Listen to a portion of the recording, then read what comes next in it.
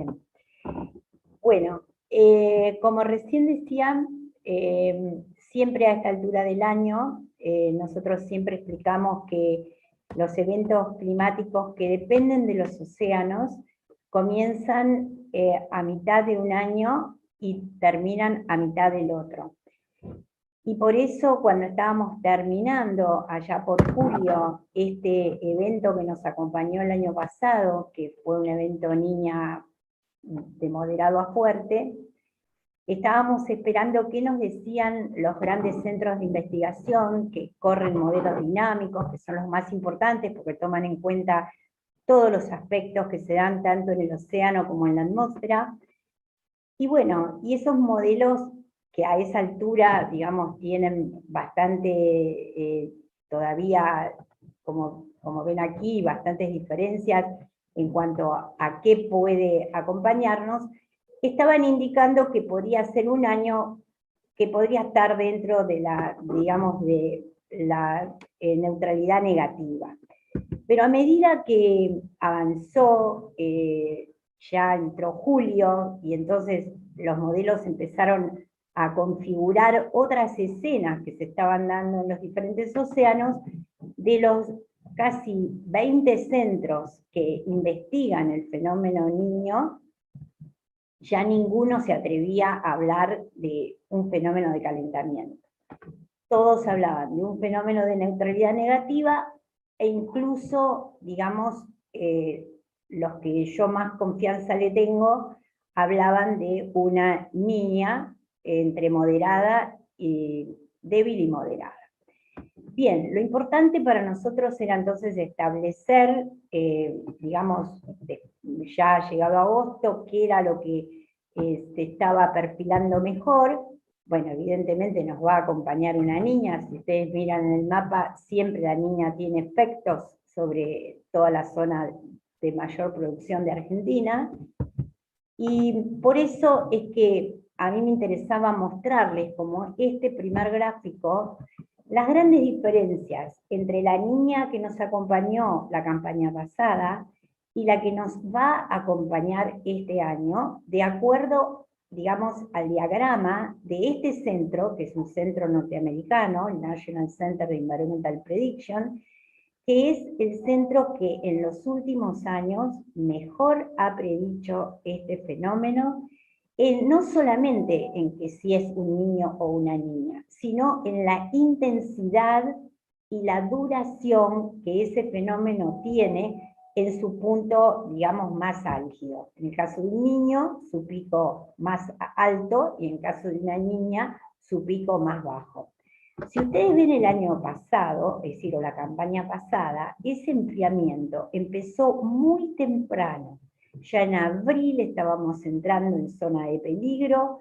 ya, bueno, obviamente después de mayo ya habíamos pasado la zona de neutralidad, entramos directamente a un año muy, de un enfriamiento muy, muy intenso, casi 1,7 grados, y luego duró mucho tiempo ese enfriamiento para luego subir, digamos, hasta llegar nuevamente a la neutralidad recién en el mes de abril. Bueno, si ustedes ven la niña de este año, o la que vamos a transitar este año, hablaba de un enfriamiento que iba a empezar en julio, empezó, ya estamos medio grado por debajo de lo normal, cosa prevista perfectamente por este centro, ustedes lo ven aquí, medio grado por debajo de lo normal, y habla de que va a seguir ese enfriamiento hasta llegar a octubre, y que se podría colocar en un rango, diría, entre menos 0,7 y 1, es decir, un nivel casi 1 grado menos que el año pasado, y que también su duración, en vez de tener este rango tan amplio, sería de un rango menor, con una salida que incluso en el pronóstico posterior a este, que después vamos a analizar, habla de ya una salida que nos llevaría para el mes de abril incluso a estar por arriba, ligeramente por arriba de los valores normales. Es decir, una salida un evento mucho más moderado y una salida más rápida. Bueno, esto era solamente para mostrarles qué certeza que tiene este pronóstico. Yo les decía que se había pronosticado en julio-agosto que se iba a llegar a menos 1.7 la campaña pasada, y se llegó exactamente a ese valor, ¿no? Por eso es que, digamos, le tengo tanta confianza al pronóstico que se está haciendo sobre esta campaña que estamos atravesando. Bien, entonces acá quiero hablarles un poquito de, repasando un poquito la campaña pasada, ver cuáles son las características de todos los eventos niña y cómo se distribuye la lluvia a lo largo de los meses. ¿Por qué? Porque entonces vamos a ver claramente qué, digamos, qué otros fenómenos están colaborando con esta nueva niña y que están, digamos, determinando un escenario de lluvias que tiene características diferentes. Entonces, por ejemplo, el año pasado, los frentes fríos, después voy a explicar por qué, entraban por el sudoeste, en todo lo que fue el invierno. Entonces determinaron un volumen de lluvia y nieve, digamos que fue extraordinario para lo que era Patagonia, que hacía muchos años no vivía un fenómeno así. En tanto que toda la zona central y parte también donde están ustedes, en lo que fue el invierno tuvieron una restricción fuerte, porque las lluvias recién comenzaron, digamos, en la zona central, a activarse los frentes del oeste recién en septiembre y octubre, digamos, con mucha distancia entre uno y otro, y ahí se pudo recién recuperar la lluvia sobre el sector. Y después vamos a ver las grandes diferencias con este año. Ahora, ¿qué pasa cuando nosotros tenemos, digamos, salimos de esa primavera, que puede tener determinadas características, y entramos ya al final de la primavera y inicios del verano a lo que es la influencia directa de la niña, porque ahí actúa la niña directamente, ahí se empieza nuevamente a estrechar la lluvia, o a, digamos, los frentes a separarse unos de otros, y vemos cómo rápidamente se puede perder la humedad. Por eso es que después vamos a marcar cuáles son los parecidos y diferencias con esta niña que vivimos el año pasado. Después, bueno, tenemos un enero llovedor, siempre la niña termina digamos, cuando empieza a salir de ese nivel tan bajo de temperatura, tiene en general un rebote de la lluvia, y entonces enero puede comportarse prácticamente normal, y luego nuevamente en febrero puede haber una nueva restricción como la tuvimos el año pasado, con características que el año pasado fueron más intensas, justamente porque no habíamos logrado a febrero un nivel de neutralidad como probablemente lo estemos logrando este año. Bien, después que ya entramos en marzo, abril, mayo, ahí ya el otoño generalmente termina con lluvia, no fue, digamos, diferente a lo que habitualmente pasa con este fenómeno, y este año, inclusive, el otoño puede ser más llovedor de lo que fue el año anterior, justamente porque las condiciones están dadas para que en el otoño, que normalmente las lluvias retornan a la normalidad, estemos dentro de lo que es este fenómeno ya en el rango positivo de las temperaturas, por lo cual la frecuencia de frentes puede acelerarse. Bien, visto esto, siempre consideramos que este fenómeno, ya sea por las restricciones de primavera o por las restricciones que puede tener en algún mes del verano, siempre me va a determinar digamos, rendimientos de los cultivos. En algunos cultivos, como tenemos, digamos, cultivos de invierno y cultivos de verano, de acuerdo a cómo ha sido la distribución de la lluvia, a veces nos golpean más sobre los cultivos de invierno y menos sobre los de verano, o en algunas niñas al revés, dependiendo siempre de las características de cada fenómeno, en el que después nos vamos a concentrar en el del año que nos espera. Este repaso ha sido nada más para mostrar que no hay niñas en que uno tenga, digamos,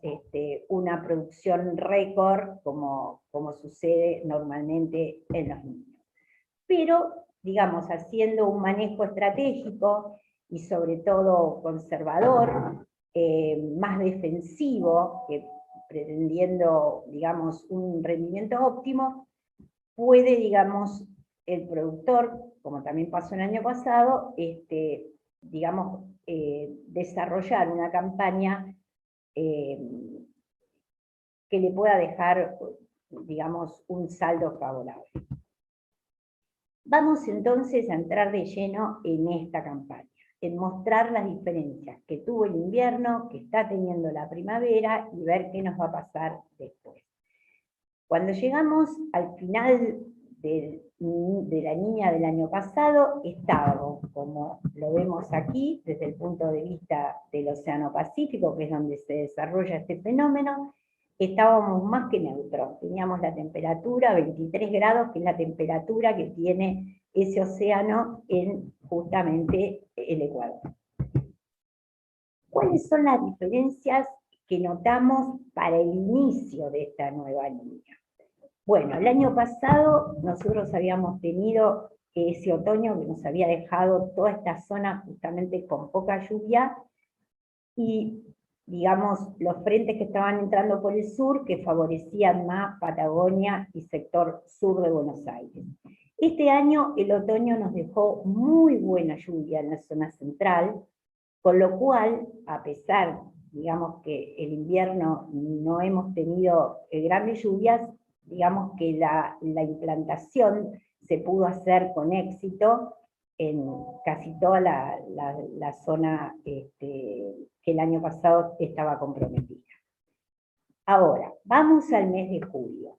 En julio las lluvias, como siempre pasa con nuestro sistema climático, se orientan muy sobre el este, y en el caso del año pasado, también sobre el sur. Bueno, este año, digamos, el sur ha estado, como ya les conté, totalmente falto. Las lluvias de julio solamente fueron buenas en este pequeño sector, por un solo frente que pasó, digamos, en julio. No hemos tenido muchos frentes del oeste justamente por esta restricción que ofrece este fenómeno, y bueno, digamos que no hemos podido hacer una recarga, y nos estamos manejando con la humedad que nos quedó, o el perfil que nos quedó del otoño. Si vemos agosto, la cosa no ha cambiado, es decir, la lluvia nuevamente favoreció el sector este, en algún caso pudo llegar con menores valores al oeste, pero siempre, digamos que la humedad, por la posición que tiene el anticiclón a esta altura del año, hace que la humedad entre favoreciendo con los mayores milímetros siempre las localidades que están bien sobre el este. Y a veces también por otra acción que está en el Océano Atlántico, que son los ciclones costeros, a veces todo el borde costero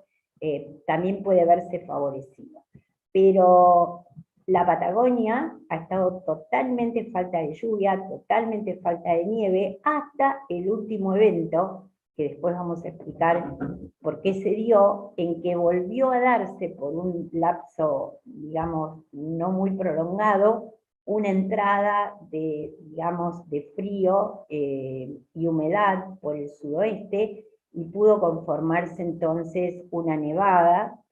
Ya había muchísima preocupación porque tenemos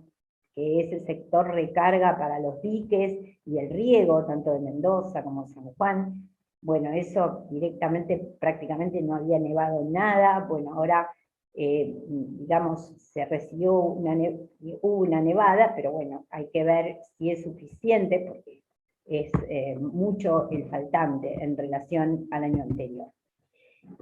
Vamos entonces a explicar qué cosas pueden ayudarnos en medio de este fenómeno, que ya sabemos sus consecuencias, porque las hemos vivido el año pasado, y qué cosas hay de igual y qué cosas hay de diferente. Bueno, de igual tenemos el fenómeno en sí mismo, es decir, en este océano se está gestando un enfriamiento. De diferente tenemos acá una anomalía cálida muy fuerte que está determinando una cosa muy interesante, que es que durante el mes siempre hay una semana que ese sistema de alta presión, que yo muchas veces les he explicado, todos conocemos, ¿no?, que acá hay un sistema anticiclónico, pero lo que yo les he explicado, que ese sistema tiene variación en su intensidad a lo largo del mes, y siempre cuando ese sistema produce un fortalecimiento del anticiclón, digamos, superando los valores normales,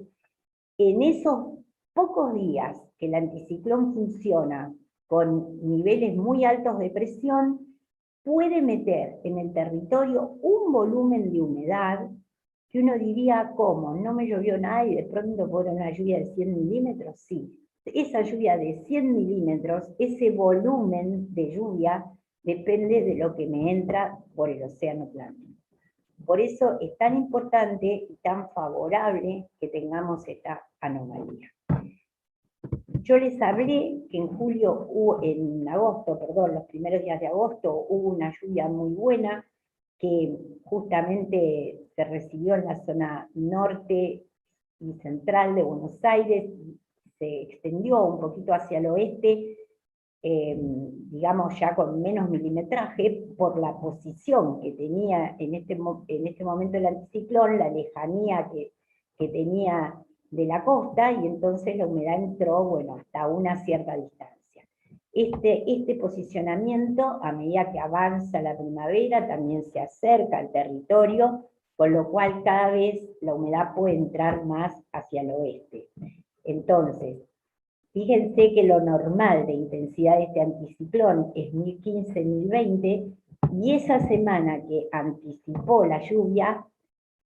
logró casi el doble de intensidad. Esto lo marco porque ahora, la primera semana de septiembre, se espera un comportamiento de este anticiclón similar, con digamos, cercanía mayor, con lo cual el flujo de humedad en esa semana que el anticiclón va a estar funcionando previo a la lluvia, con esta intensidad, puede entrar un volumen de humedad interesante, muy interesante, que puede provocar esa tan esperada lluvia que uno dice Santa Rosa, pero bueno, es como se dan los fenómenos a esa altura del año. Pero por otro lado, ese mismo calentamiento del que estamos hablando genera en algunas semanas que los sistemas de baja presión que se instalan en el océano Atlántico también adquieran una gran intensidad. Y entonces ahí yo tengo viento del sudeste, que aparte de también entrar mi humedad, me puede hacer entrar el frío. Y esa es la característica distintiva de este año respecto del año anterior. Todos los frentes polares han entrado por el este, en vez de por el oeste. Por eso entonces, fíjense ustedes que el frío, evitando Patagonia, hemos tenido más frío en el centro norte del país, inclusive llegando hasta Brasil, impactando sobre todo en los maíces de safriña. Después, cuando hablemos de mercados, vamos a hablar de ese impacto, que el año pasado, donde todos los frentes entraban por Patagonia, frío y nieve concentrada acá, llegando en algunos momentos del año más a posiciones norte, pero digamos sin llegar hasta, como este año, a Paraguay, Brasil, realmente Uruguay, ¿no es cierto?, realmente con valores muy bajos de temperatura. Si ustedes lo ven, los valores fríos siempre estuvieron acá, los valores cálidos siempre estuvieron acá, y tanto en las dos ingresiones polares de julio, directamente aquí teníamos valores más altos que en el norte del país, y si lo ven en la mayor de todas, que fue la del 29 de julio, que impactó fuertemente, como les decía, en los cultivos brasileros, incluso en el café, bueno, en el sur teníamos temperaturas elevadas para lo que es este mes. Y esto, miren ustedes las grandes diferencias. Pongo esto para que vean que toda niña no es igual, porque está acompañada por otros fenómenos que hacen la diferencia. Bueno, la niña del año pasado, en julio, en Patagonia, hubo temperaturas de 20 grados sobre cero, bajo cero. Este año, en Patagonia, con otra niña, tenemos temperaturas de 20 grados sobre cero. Entonces, casi 40 grados de diferencia entre un año y otro le marca realmente que toda niña no es igual, porque depende de otros fenómenos. ¿Cuáles son esos fenómenos? Bueno, el primero es esta diferencia de presión que se da todos los años entre el polo y lo que es el círculo polar antártico. Bueno, allí, de acuerdo a cómo esté esa fase, si está positiva, como estuvo este año, los fríos que quedan circunscriptos, digamos, los fríos polares circulan, lo mismo que los frentes por lo que sería el círculo polar antártico, pero no logran los frentes entrar, como si en una fase negativa, que estábamos el año pasado, lograban entrar por Patagonia. Y los fríos polares, como que se han desatado, terminaron entrando, favorecidos por ese ciclón, por el este de Argentina. Es decir, completamente distinta, un comportamiento de otro, dentro de fenómenos que por el Pacífico son iguales, pero en el resto de los océanos no. Bien, este es digamos, la entrada por el oeste que permitió la nevada que les comenté, que fue justamente la última semana. Y ahora, bueno, esta semana no tenemos nada y tenemos que esperar, como les dije, los primeros días de septiembre, de que ya vamos a hablar. ¿En qué valor de temperatura estamos hoy? 0,4, 0,5, por debajo de los valores normales. Después van a ver la de esta semana, en que ya el enfriamiento se ha hecho más profundo en esta zona, va a circular hacia esta, como toda la niña, y va a profundizar el frío en la zona donde se mide este fenómeno. Bien. Explicado la niña que va a tener su efecto, o que va a empezar a tener su efecto, como siempre, a finales de primavera e incidiendo después en algún mes del verano, quiero explicarles otro fenómeno que a lo mejor, si ustedes han escuchado algún otro meteorólogo ha hablado de este fenómeno, porque es un fenómeno que también se ha comprobado que tiene incidencia sobre el clima de la región pampeana, y que tiene que ver con una anomalía de temperatura que se da en este océano, y ustedes dirán, pero en un océano tan alejado. Bueno, yo quiero recordarles que los frentes del oeste, que son los que terminan entrando, digamos, terminan haciendo llover en Chile, y entrando, digamos, ascendiendo y entrando como frente frío a 5.000 metros de altura, y recorriendo de oeste a este la Argentina, que son los frentes que nos ayudan a generar la lluvia, esos frentes tienen una circulación oeste-este que, digamos, atraviesa o circula girando alrededor del planeta. Cuando este océano se encuentra en una fase como se encuentra este año, no el año pasado, porque el año pasado estaba en una fase neutral, pero este año está en una fase que favorece la lluvia sobre Australia. Entonces, Australia este año está favorecido por este fenómeno que se da en el Índico y por la Niña, porque nosotros tenemos la opuesta de Australia. Cuando a nosotros no nos llueve en región pampeana, es porque está lloviendo mucho en Australia. Entonces, tenemos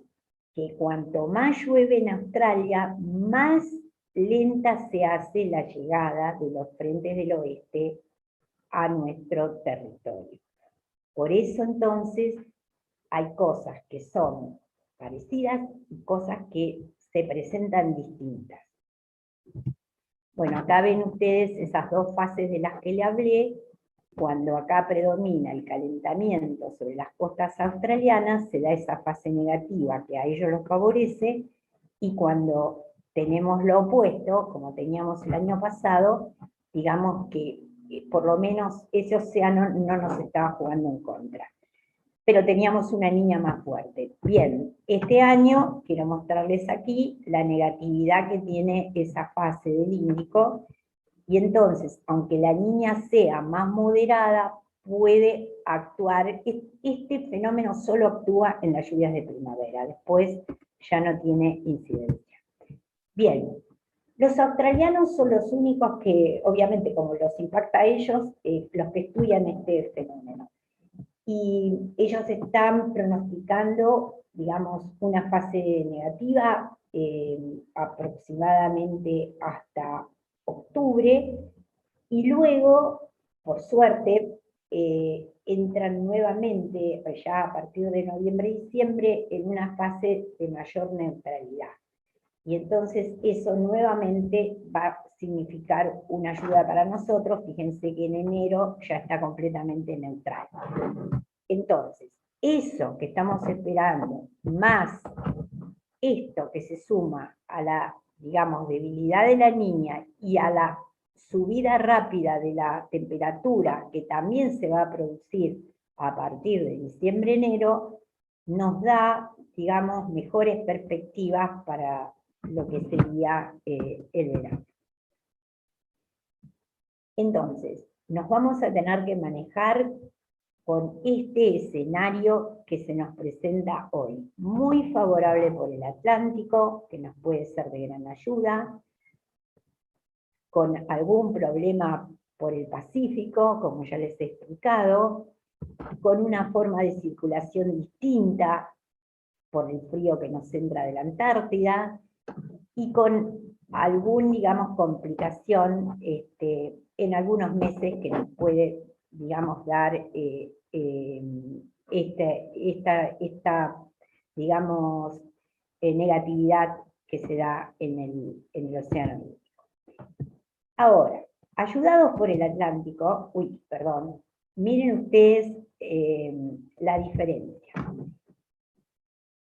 Que yo digo que alguien que está esperando la lluvia con tanta ansiedad, ve esto en 4 días distintos, y bueno, ya es como un infarto de miocardio, ¿no? Porque acá, por ejemplo, la lluvia la coloca bien al este, acá la lluvia la mete más hacia el oeste. Estamos hablando del pronóstico que empieza a conjugarse a partir del 2 de septiembre, porque allí es donde va a entrar el frente, y se va a encontrar con una humedad que es la humedad que los días previos va a aportar el Atlántico.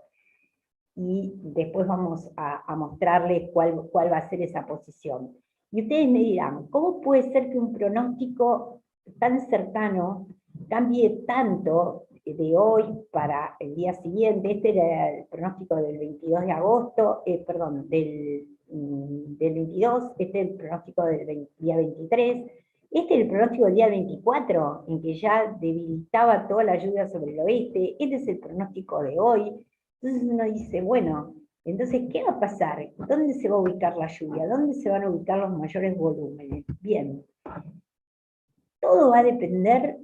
de realmente cómo se concrete la ubicación y la fortaleza del anticiclón. Por eso les dije, esta es nuestra mejor arma, es nuestra mejor ayuda, casi, digamos, en este momento, uno de los rasgos diferenciales con el año pasado, y que si sigue funcionando, digamos así, por lo menos una vez por mes nos puede servir de mucha ayuda. No está permanentemente en esta intensidad, la logra en algunos momentos del mes. Bueno, ahora la va a lograr, entre el 2 y el 4 la va a mantener del 2 al 6, y los frentes que van a entrar, primero por el oeste y después por el este, nos va a permitir una lluvia que se va a dar entre el 2 y el 3 de septiembre y otra que se va a dar entre el 5 y el 6. Es decir, que ahí vamos a estar con dos probabilidades y bueno, y dependerá del rango de frío en altura, dependerá digamos, de la cantidad de días que pueda mantener yo esta intensidad o una intensidad parecida. Lo que ha cambiado en cada uno de esos días que yo les mostré que tenían diferentes pronósticos, era justamente que la intensidad era un poco más alta, que la intensidad era un poco más baja, es decir, obviamente es difícil anticiparlo con 10 días de anticipación, ¿no? Pero bueno, es un poco lo que las cartas de la atmósfera están pronosticando. Después de esta lluvia, nuevamente hay que esperar, porque eso es lo que yo les comento de la diferencia que hace a la Niña.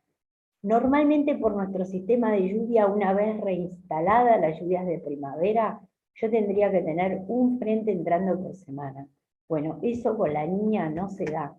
Es decir, yo puedo tener un frente por mes, o a veces dos, uno débil y el otro realmente que tiene importancia. Bueno, y septiembre no va a ser la excepción. Tenemos este frente importante a principios de mes, y para el otro frente importante tengo que esperar o el último día de septiembre o los primeros días de octubre. Yo creo que más se va a instalar nuevamente en los primeros días de octubre, ¿eh? Y ahí entonces nuevamente se va a dar esa entrada de humedad previa que me va a permitir mejorar, digamos, el volumen de lluvia. Cuando ya estemos en octubre, aparte de ese, digamos, de ese primeros días en que estamos esperando un frente y una lluvia, hay algo interesante que se va a dar a mitad del mes, y por eso lo marco como interesante, porque allí, en octubre, tiene que empezar a funcionar la otra entrada de humedad que tiene nuestro territorio. Hablamos hasta ahora de la humedad por el nordeste, la humedad por el sudeste, por esos ciclones costeros que se arman, y esta es la humedad que entra por el norte, y que es la que me lleva a recuperar los volúmenes de lluvia, sobre todo lo que es región chaqueña, NOA, región central árida o semiárida de Argentina. Bueno, aparentemente esa reinstalación de ese sistema de humedad que entra por el norte se estaría estableciendo a mediados de octubre. Entonces allí las lluvias podrían favorecer ese sector, y la humedad, lo marco porque la humedad que entra por el norte también tiene posibilidad de llegar hasta ustedes, aunque el anticiclón del Atlántico esté alejado, con lo cual es una nueva forma de recuperar humedad, como les pasó el año pasado, allá por septiembre, octubre, que pudieron tener alguna lluvia interesante sobre su sector. Bueno, luego, digamos, fin de octubre, una lluvia recostada más al este, pero que más que nada se va a dar de vuelta los primeros días de noviembre, y allí marco otra cosa interesante, que es la recuperación de la lluvia sobre ese sector de extrema sequía que está viviendo Brasil y que nos ha hecho bajar el Paraná de una manera histórica. Eso también se estaría recuperando, pero ya en los últimos días de octubre. Bueno, esa recuperación de la humedad, de entrada de humedad por el oeste, eso se da porque justamente en octubre se instala con mayor, digamos, intensidad un anticiclón que en vez de estar en los océanos, está en el territorio, está sobre Bolivia, y por eso se le llama alta boliviana, y que es el que permite ese flujo de entrada de humedad. Por eso entonces que siempre uno espera esa ayuda, que trae la humedad del Amazonas. Entonces, previamente llueve en todo el sector amazónico, como está, digamos, programado, y luego esa humedad que se evapora en este conjunto de biomasa puede ser traída por los vientos, entrando esa humedad por el norte del país. Bueno, ustedes habrán visto hoy, si estuvieron viendo las noticias, las inundaciones tremendas en Venezuela.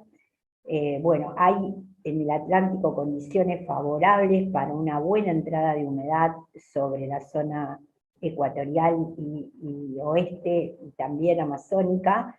que realmente, digamos, cuando se reinstale este fenómeno nos va a permitir una entrada de humedad interesante. Esa también es algo que en algunos casos fue lo que salvó la campaña pasada en lo que serían los meses de verano, que llovió más al oeste que al este, y bueno, y también nos permitió un otoño que también tuvo más humedad al oeste que al este. Por eso les digo que la reinstalación de este fenómeno es, digamos, nos ayuda muchísimo en años como este. Bueno, acá lo vemos en noviembre, como, digamos, se espera que eso esté trabajando ya en forma, digamos, normal. Y nuevamente las lluvias sobre Brasil. Bueno, visto esto, este modelo es un modelo que desarrolla el Centro Europeo, lo desarrolla trimestralmente. Este era el modelo para, digamos, hasta noviembre, septiembre, octubre y noviembre, que obviamente marca esa restricción de los frentes del oeste y las faltantes que, bueno, que ya las estuvimos viendo, siempre teniendo en cuenta que para nosotros puede ser un alivio, aunque sea una vez al mes, esa humedad que nos va a entrar gracias al Atlántico,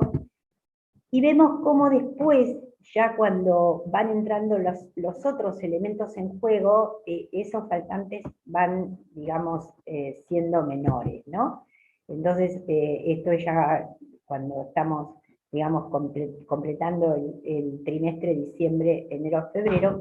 como lo dice aquí. Bien, entonces, ya cuando estemos en el otoño, sin lugar a duda, miren el último pronóstico del centro, el pronóstico de agosto, bueno, no deja duda de que a partir de abril estaríamos dentro del rango positivo de las temperaturas, y por lo tanto ya, digamos, ni la niña estaría actuando, con lo cual creo que el otoño va a ser bastante llovedor, ¿no? Es decir, esto también quizá un poco más que el año pasado, por eso también eso hay que tenerlo en cuenta. Visto esto, digamos, dentro del nerviosismo que nos aqueja porque vamos viendo que vamos perdiendo humedad, creo que vamos a tener que manejar las cosas sabiendo que vamos a ir recibiendo en estas primeras fases de la primavera esas lluvias con mucha distancia una de otra, y después esperando ya en fines de octubre, noviembre, esa ayuda adicional que nos va a brindar la entrada de humedad por el norte. Si nosotros vemos qué le está pasando en el clima por todas estas cosas que se dan en los océanos en nuestros países competidores, tenemos muchas cosas de las que hablar. La primera es, digamos, que el único cultivo que el año pasado le fue bien a Brasil, bueno, fue justamente la soja, porque hasta enero, como a nosotros en enero le llovió también bien. Bueno, acá ven una imagen índice verde de ese mes, y una producción que realmente estaba dentro de lo esperado. Si miran este rango, estas son las producciones sojeras año a año de Brasil.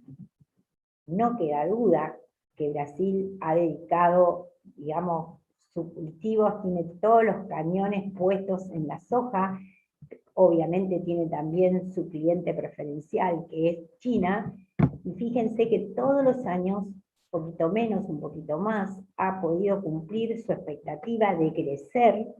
en la producción. Bueno, este año está proyectado una posible producción, de acuerdo a lo que ellos piensan sembrar, de 144 millones de toneladas, pero, digamos, las dudas se plantean en la situación que hoy tiene Brasil, que es, digamos, de extrema sequía en la zona, digamos, de los cultivos de verano, y que recién estaría revirtiendo, digamos, sobre los fines del mes de octubre. Entonces, revirtiendo no, comenzando a revertir, ¿no? Entonces, eso es un poco, digamos, lo que va a prender las luces rojas a medida que se avancen los meses digamos, y esas lluvias tarden en aparecer. La bajante del Paraná del año pasado, producido también por restricciones en las lluvias sobre las nacientes del Paraná y las zonas de producción de los cultivos de verano, fíjense que fíjense que era mucho menor que la de este año. Y así todo se logró una bajante histórica, hacía mucho tiempo que no se veía una bajante así, que este año ha superado ampliamente. Ya vamos a hablar, por ejemplo, las represas están funcionando 30-40% menos que en su potencial habitual.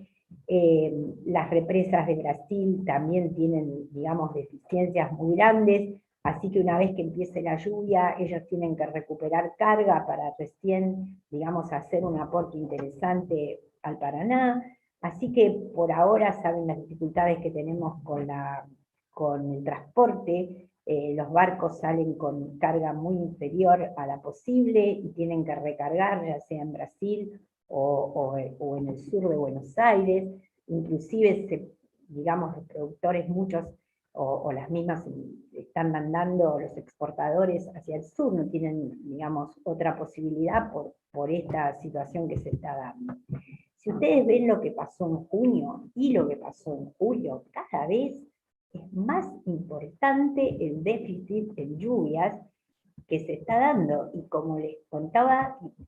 el único sector en que esa lluvia se está dando es en el norte, por ahora, por ese flujo de humedad que se está dando ecuatorial. Eso obviamente tiene también que ir, digamos, cambiando en los próximos meses.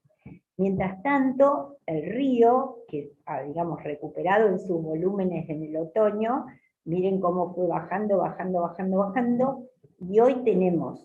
en Rosario, al 20 de agosto, valores negativos respecto, obviamente,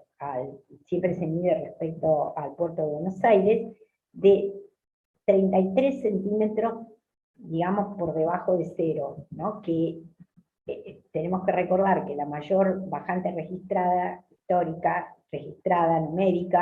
numéricamente registrada, porque quizá hubo otras pero no se registraron, fue de 1944, en que superó todavía en 1 metro esa bajante que tiene hoy. Pero no se olviden que todavía tenemos varios meses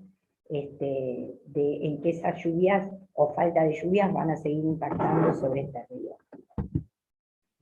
Ahora pasamos a los cultivos de verano para ver el resultado de los países competidores. No, perdón, primero los cultivos de invierno. Bueno, el trigo se implantó muy mal en la zona de trigos de invierno. Para mayo, que es el momento de definición de rindes, hubo lluvias, pero bueno, los cultivos, digamos, ya venían con una mala performance, así que también el rinde fue un poco inferior. Pero lo peor que le sucedió con los trigos fue con los trigos de primavera, porque en la zona de trigos de primavera, que se da en el norte de Estados Unidos, realmente la sequía fue extrema. Ya en el mes de junio se hablaba de un 37% bueno excelente en relación al 80% en que tenían bueno excelente el año pasado.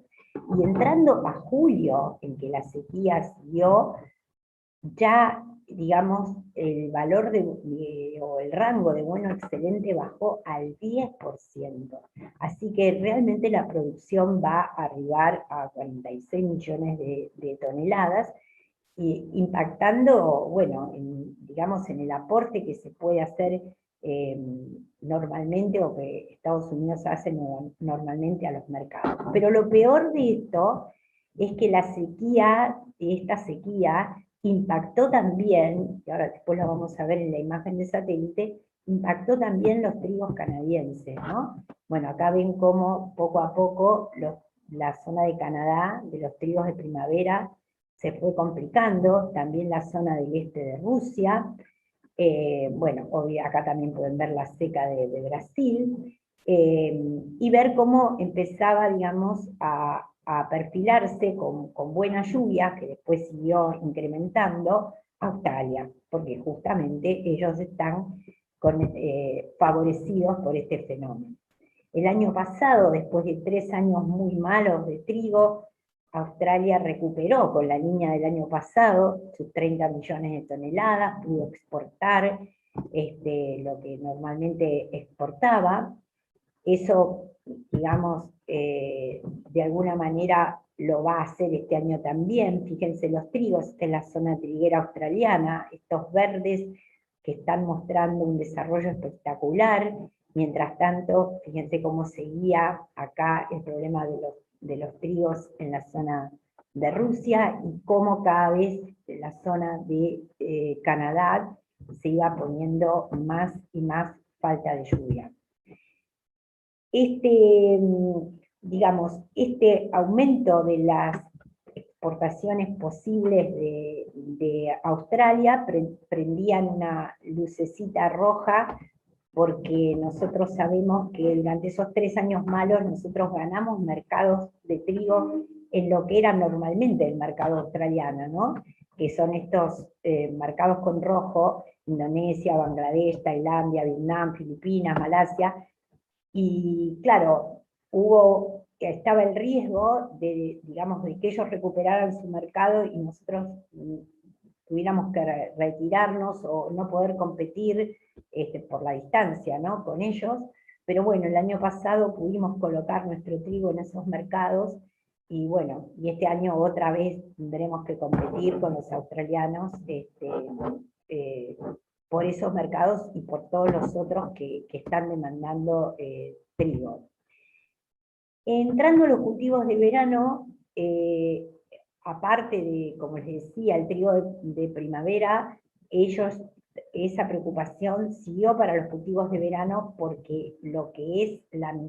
yo diría, una zona muy importante, Iowa, que es el principal estado maicero de los Estados Unidos, y Minnesota, empezaban a mostrar deficiencias de lluvia. Tenemos que tener en cuenta que Estados Unidos partía de un stock de soja muy bajo por las compras chinas, y bueno, y el mercado se empezó a poner bastante nervioso cuando después de julio también se presentó de la misma manera, y bueno, finalmente, digamos, la soja, en el último informe de USDA, la dio con un 60% bueno excelente en relación al 72% que presentaba el año pasado, y en el estado de Minnesota directamente el 34% sigue estando en buen estado. En agosto, el último informe previo a lo que después ellos informan en su informe oficial, ya está hablando de un 56%, porque la sequía sigue en esos mismos estados, afectando todo el norte de los Estados Unidos, y bueno, después, bueno, como ven acá al oeste, donde no hay producción, pero sí los enormes incendios forestales que también ustedes estarán viendo. Con lo cual, el maíz se vio afectado, la soja se está viendo afectada, las lluvias de agosto, que son el momento que define la soja su rinde, no aparecen en esa zona, y por eso de vuelta los mercados rebotan, mantienen su precio. Se piensa que el stock final va a ser muy similar al que terminó el año pasado, entre 3 y 4 millones de toneladas, así que digamos que desde el punto de vista de lo que eso puede afectar los precios, es muy favorable para nosotros. Mientras tanto, Brasil, con su safriña, que también es un gran competidor con nosotros en el mercado, con su maíz, fíjense cómo en junio ya estaba digamos, perdiendo bastante de su producción, y directamente en julio la sequía y el calor, digamos, las temperaturas, determinaron una pérdida que se calcula ahora en agosto, lo han reducido a 87 millones de toneladas, con una reducción en las exportaciones de casi 10 millones respecto al año pasado. Así que esta también es una situación que los mercados están mirando con atención. Mientras Canadá, el norte de Estados Unidos, el este de Rusia y Brasil atravesaban esas condiciones de sequía de las que estuvimos hablando, mientras tanto, como la otra moneda, las lluvias fueron extraordinarias sobre Europa, determinando inundaciones también que avanzaron sobre ciudades, o ciudades que avanzaron muy cerca de los ríos, y bueno, y ahí, digamos, se produjeron destrozos que ustedes también habrán visto en la televisión, como estos, que realmente, bueno, para aquellos que conocen el Salado, como bien decía Carta al principio, han vivido las inundaciones en la zona,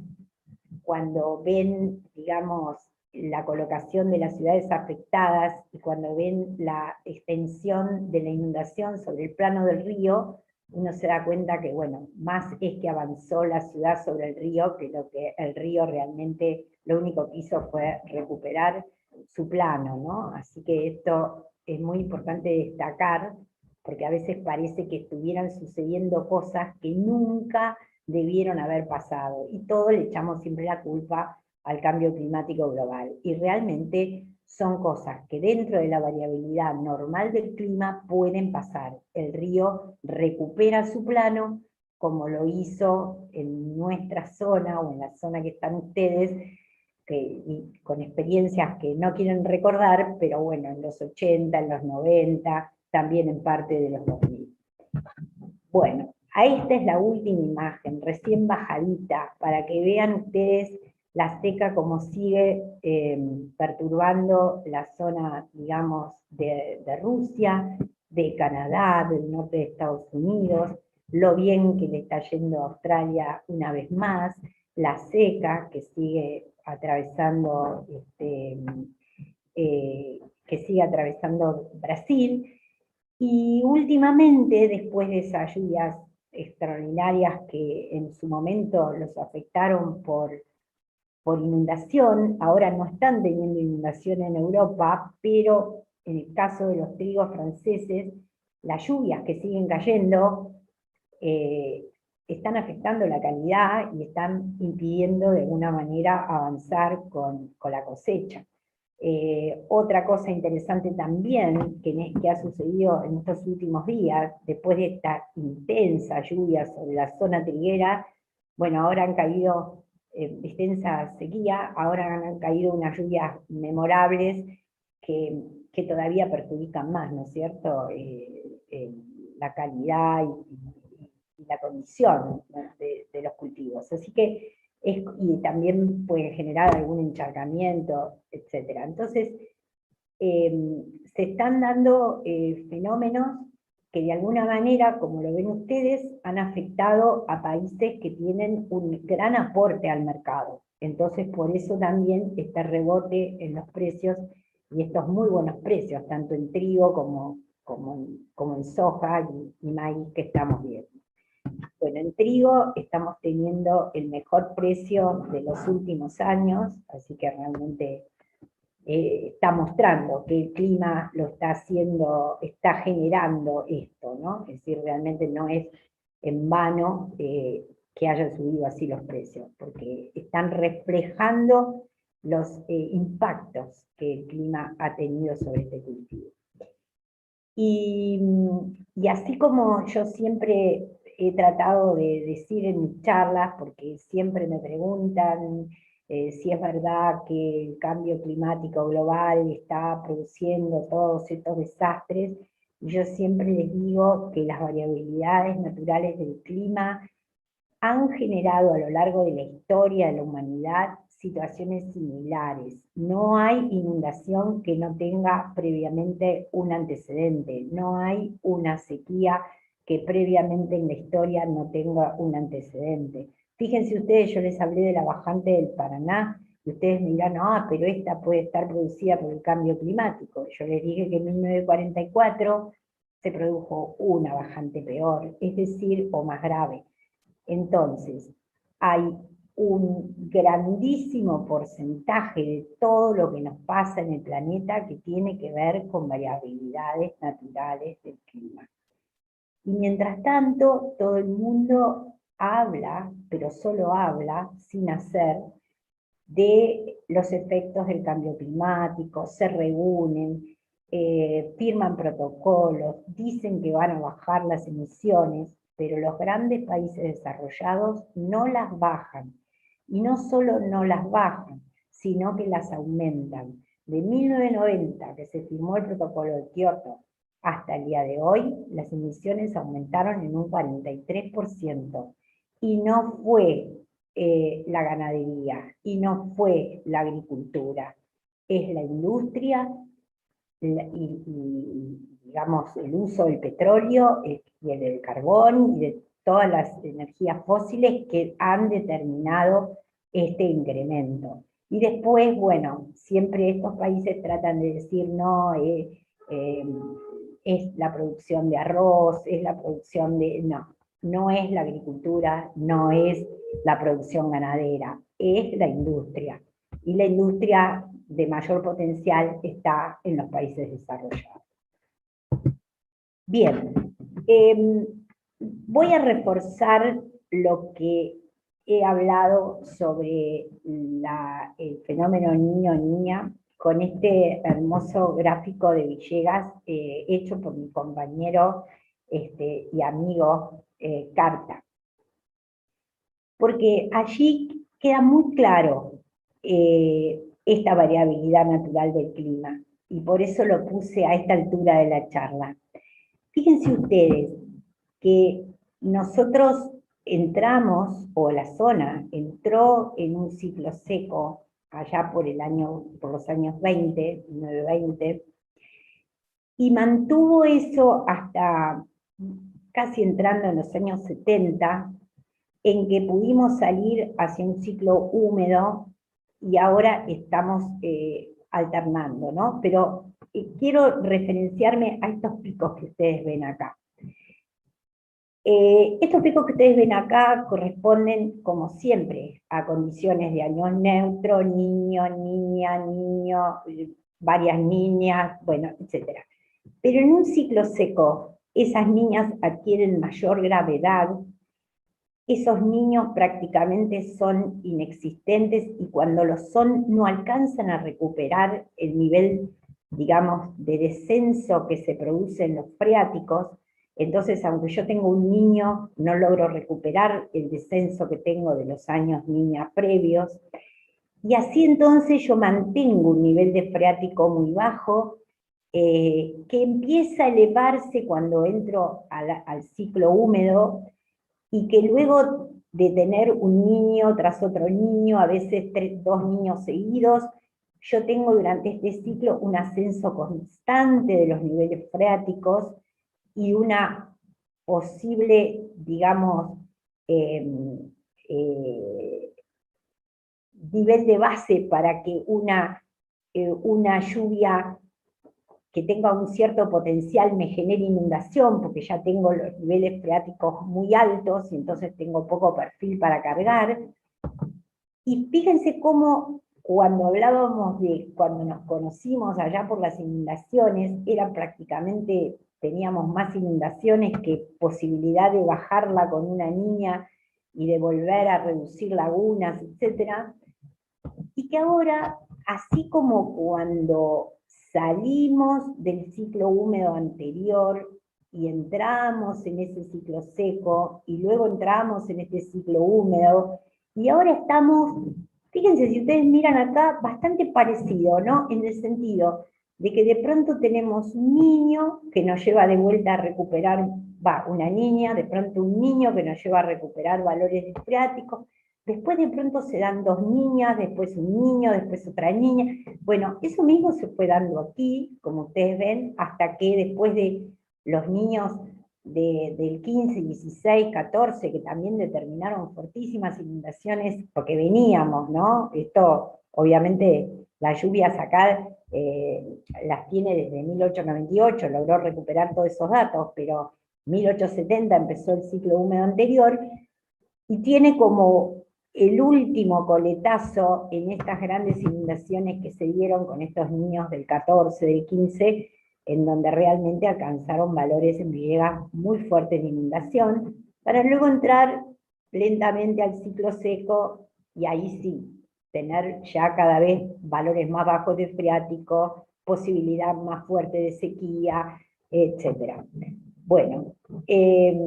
todavía no estamos en el ciclo seco, obviamente, pero como el otro día alguien me preguntó, yo estoy viendo que tenemos más niñas que niños en los últimos años. Bueno, es un poco esta fluctuación que se viene dando en un intervalo que tampoco sabemos cuánto puede durar, pero siempre recordamos que tanto el niño y la niña como fenómeno natural, los ciclos secos y húmedos también son habituales, están, digamos, marcados en la historia de los árboles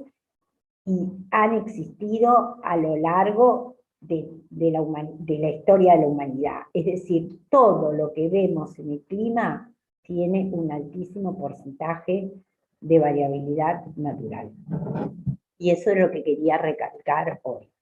Después, para más datos, pueden ver el trabajo sobre las lluvias de la Velita que hizo Héctor Cat. Bueno, para culminar el escenario, quiero recordar que los precios tan buenos que vemos hoy también están motivados porque esa guerra comercial que China inició con Estados Unidos, porque Estados Unidos le ponía ciertas restricciones a sus productos en la época de Trump,